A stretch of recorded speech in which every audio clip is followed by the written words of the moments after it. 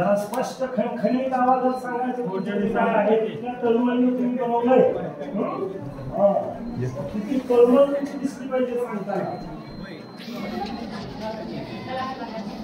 सूर्याचं observation करण्यासाठी इस्रोने पहिल्यांदा लॉन्च केलेला हा मॉडेल आहे, मिशन आहे. इस्रोने 2 सप्टेंबर 2023 रोजी हा लॉन्च केला. सूर्याचं बाह्य थरांचं निरीक्षण करणे, नंतर सौर वादळांचं अंदाज येणे यासाठी ह्याचे फायदे आहेत. आणि PSLV लॉन्च व्हेकलने हा लॉन्च झाला.